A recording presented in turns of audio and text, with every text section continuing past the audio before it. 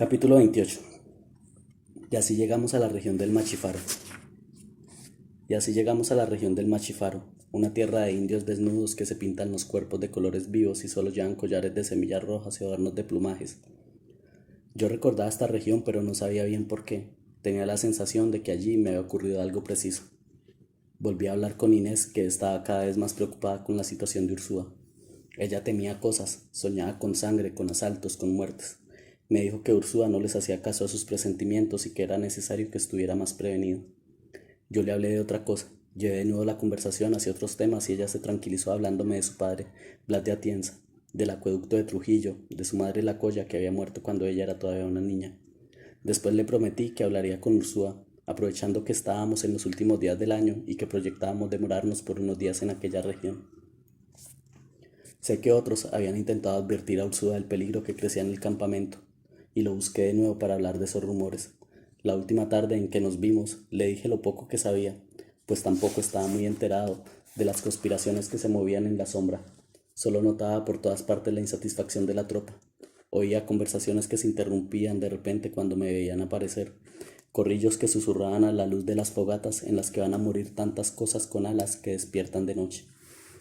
Me sorprendió encontrarlo más dispuesto que otras veces a hablar, y hasta creo que sintió alivio de verme, de tener con quien conversar un rato a solas, mientras a lo lejos se oía el rumor de las cuadrillas que se preparaban para partir al amanecer. Los incas que iban en la expedición celebraban aquella noche el Capac Raimi, la fiesta del renacimiento del sol, de modo que en el campamento había cantos y como para nosotros era la noche de Navidad, yo quería recordarle a Ursúa mi amistad a pesar de su alejamiento, hacerle sentir que había hombres fieles que no lo seguían por el oro o por la esperanza de una gloria ya difícil de imaginar, sino por lealtad o gratitud, como en mi caso, porque en momentos definitivos él había expuesto su vida por salvarme y me había asistido cuando no había nadie más que pudiera preocuparse por mí en el peligro o tenderme una mano.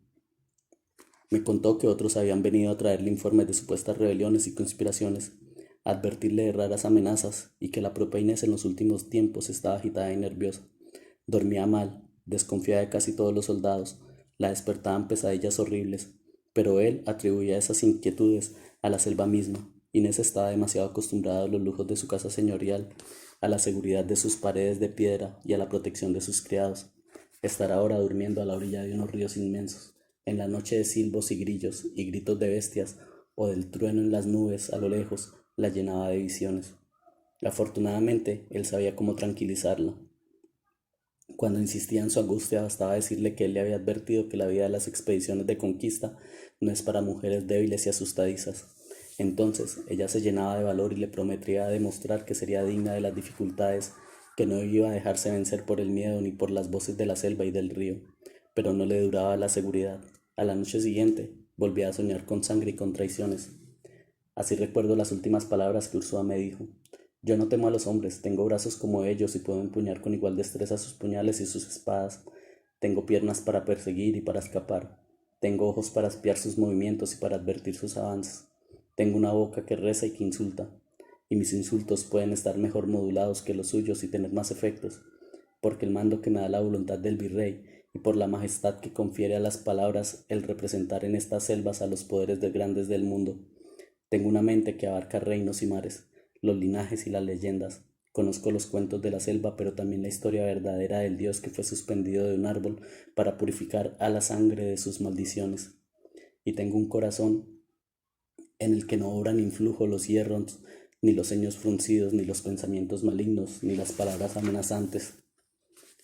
Recuerdo algunas veces haber tenido miedo, pero no fue de flechas y de puñales, sino de cosas inexplicables.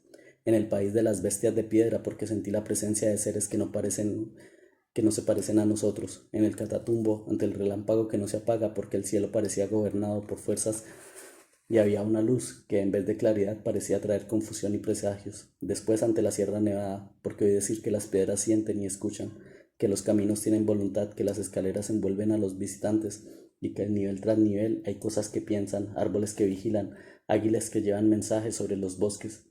Y finalmente, cuando me atacan furias incontrolables, deseo de abandonarlo todo, porque sé que hay placeres que ablandan la voluntad, deleites que embriagan y acaban por hacer que uno odie tanto lo que ha aceptado la vida entera.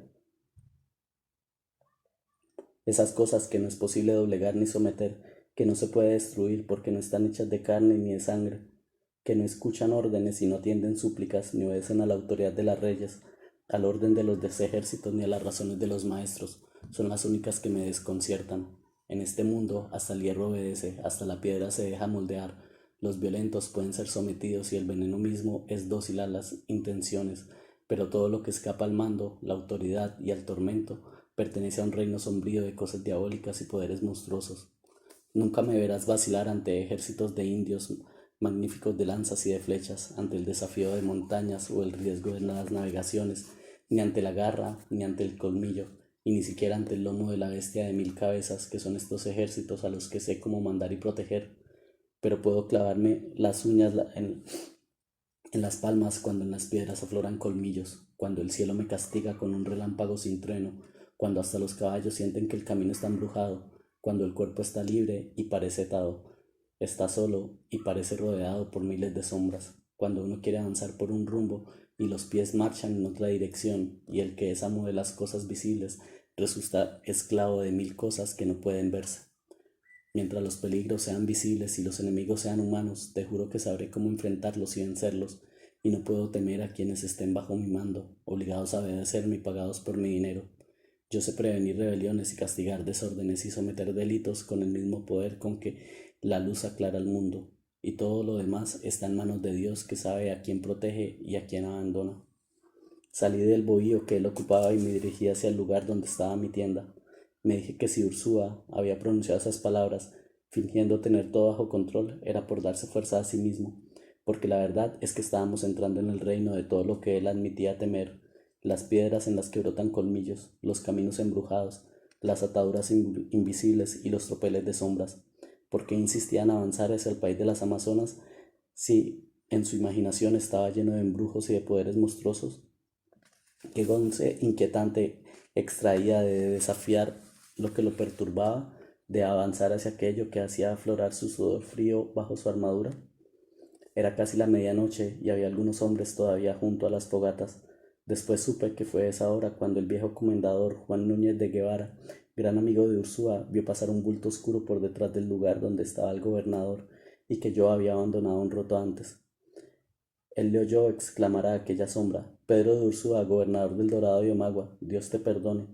En el campamento supe después que el comendador siguió a la sombra tratando de saber quién era, pero que un instante después, ante sus ojos, el bulto se desvaneció como si fuera una forma de humo o de niebla. Aquella noche no me enteré de ello, pero sí me pasó algo digno de mención. Volviendo a mi lugar, recordé al fin por qué la región de Machifaro tenía un sentido para mí.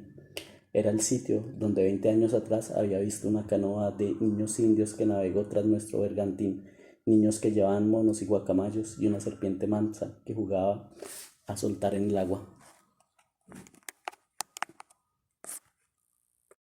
Capítulo 28. Y así llegamos a la región del Machifaro. Una tierra de indios desnudos que se pintan los cuerpos de colores vivos y solo llevan collares de semillas rojas y adornos de plumajes. Yo recordaba esta región, pero no sabía bien por qué. Tenía la sensación de que allí me había ocurrido algo preciso.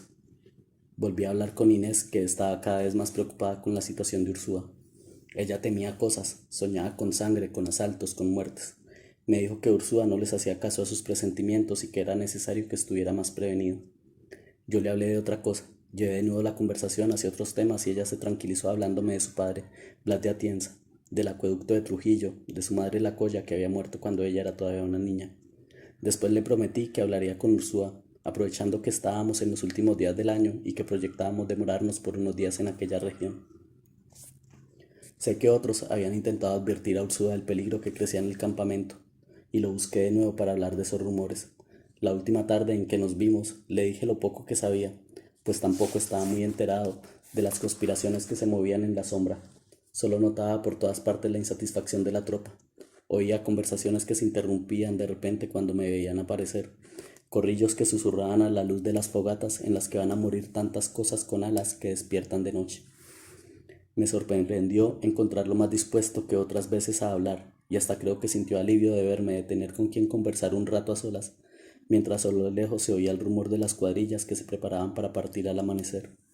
Los incas que iban en la expedición celebraban aquella noche el Capac Raimi, la fiesta del renacimiento del sol, de modo que en el campamento había cantos y como para nosotros era la noche de Navidad, yo quería recordarle a Ursúa mi amistad a pesar de su alejamiento, hacerle sentir que había hombres fieles que no lo seguían por el oro o por la esperanza de una gloria ya difícil de imaginar, sino por lealtad o gratitud, como en mi caso, porque en momentos definitivos él había expuesto su vida por salvarme y me había asistido cuando no había nadie más que pudiera preocuparse por mí en el peligro o tenderme una mano.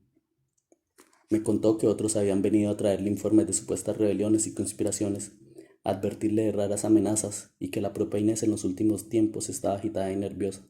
Dormía mal, desconfiaba de casi todos los soldados, la despertaban pesadillas horribles, pero él atribuía esas inquietudes a la selva misma. Inés estaba demasiado acostumbrada a los lujos de su casa señorial, a la seguridad de sus paredes de piedra y a la protección de sus criados. Estar ahora durmiendo a la orilla de unos ríos inmensos, en la noche de silbos y grillos y gritos de bestias, o del trueno en las nubes a lo lejos, la llenaba de visiones. Afortunadamente, él sabía cómo tranquilizarla. Cuando insistía en su angustia, bastaba decirle que él le había advertido que la vida de las expediciones de conquista no es para mujeres débiles y asustadizas. Entonces ella se llenaba de valor y le prometía demostrar que sería digna de las dificultades, que no iba a dejarse vencer por el miedo ni por las voces de la selva y del río. Pero no le duraba la seguridad. A la noche siguiente volvía a soñar con sangre y con traiciones. Así recuerdo las últimas palabras que Ursúa me dijo. Yo no temo a los hombres, tengo brazos como ellos y puedo empuñar con igual destreza sus puñales y sus espadas. Tengo piernas para perseguir y para escapar. Tengo ojos para espiar sus movimientos y para advertir sus avances. Tengo una boca que reza y que insulta, y mis insultos pueden estar mejor modulados que los suyos y tener más efectos, porque el mando que me da la voluntad del virrey y por la majestad que confiere a las palabras el representar en estas selvas a los poderes de grandes del mundo. Tengo una mente que abarca reinos y mares, los linajes y las leyendas. Conozco los cuentos de la selva, pero también la historia verdadera del Dios que fue suspendido de un árbol para purificar a la sangre de sus maldiciones. Y tengo un corazón en el que no obran influjo los hierros, ni los ceños fruncidos, ni los pensamientos malignos, ni las palabras amenazantes. Recuerdo algunas veces haber tenido miedo, pero no fue de flechas y de puñales, sino de cosas inexplicables.